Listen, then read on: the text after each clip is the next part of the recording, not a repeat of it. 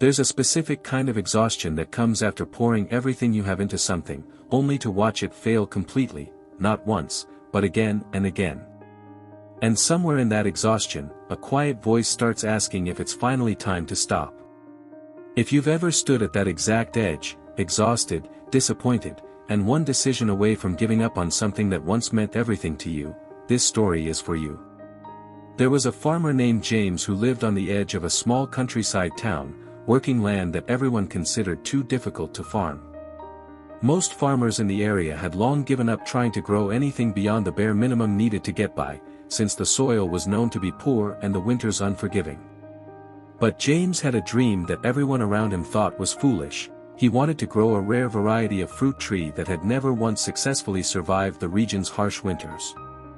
For 3 years straight, he planted seeds every spring with hope, tended to them with everything he had, and watched every single attempt fail before the first frost of winter arrived.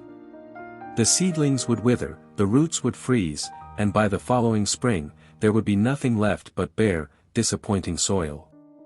Neighbors began to gently mock him, calling him the farmer who plants nothing but hope. His own brother told him plainly, some things simply aren't meant to grow here. You're wasting years of your life on a fantasy. By the 4th year, something in James had quietly started to break. He no longer felt the same excitement while planting the new seeds. He did it almost mechanically, more out of stubbornness than belief. And when that year's seedlings failed exactly like the ones before, he sat alone in his field as the season's first snow began to fall, staring at the empty, frozen ground, seriously considering abandoning the dream entirely. That night, an old traveler passed through town seeking shelter from the storm. James, despite his heavy heart, offered the stranger a place to stay for the night. Over a simple dinner, the traveler noticed the sadness sitting behind James's eyes and gently asked what was troubling him. James explained everything: for years of failed attempts, the ridicule from his neighbors, the doubt that had crept into even his own mind. Maybe they're right, he said quietly. Maybe I've simply been refusing to accept that this isn't possible.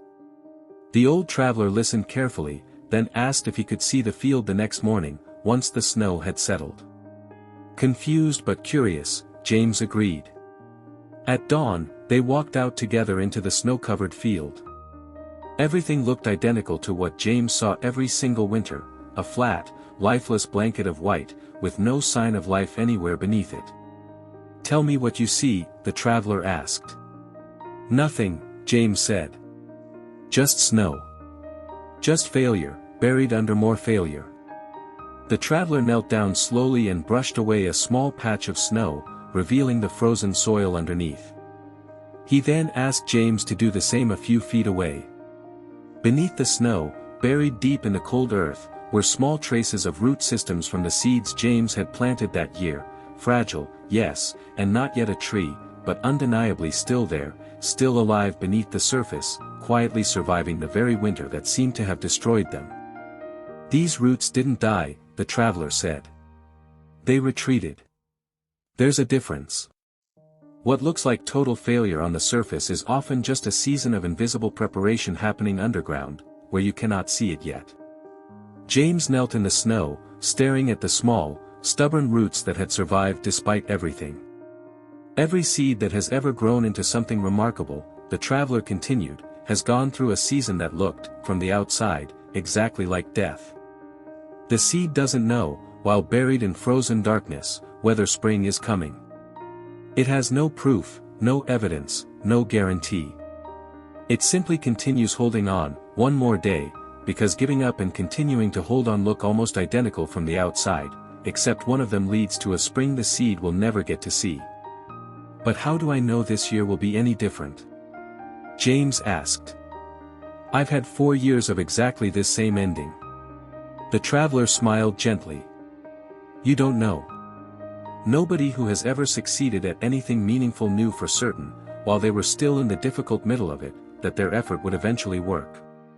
The people who eventually succeed are rarely the most talented or the luckiest.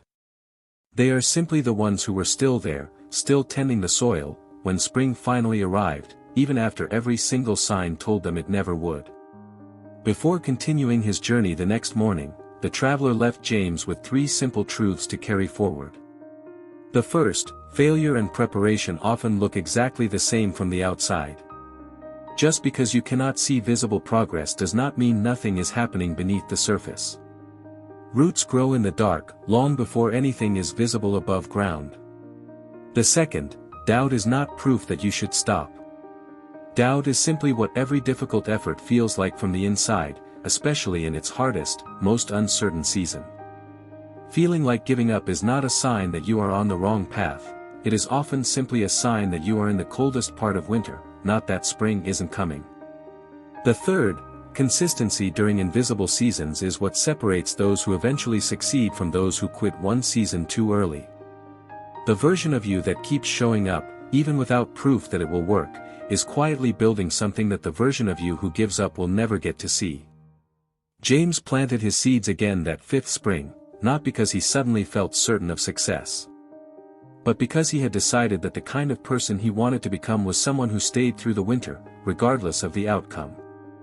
That year, for the first time, a handful of fragile green shoots pushed through the soil and survived past the first frost. By the 6th year, an entire small orchard stood in what everyone once called impossible land.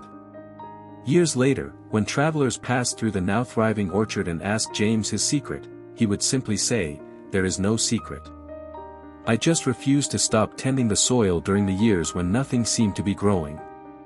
So if you're standing right now in what feels like your 4th failed winter, exhausted, doubted, and one decision away from walking away from something that once mattered deeply to you, remember this: you cannot see your own roots. Nobody can, while they're still underground. The fact that you can't see progress doesn't mean it isn't happening. It simply means you're still in the season where growth is invisible, not impossible. If this story gave you a reason to keep going, hit like and subscribe for more stories like this every week.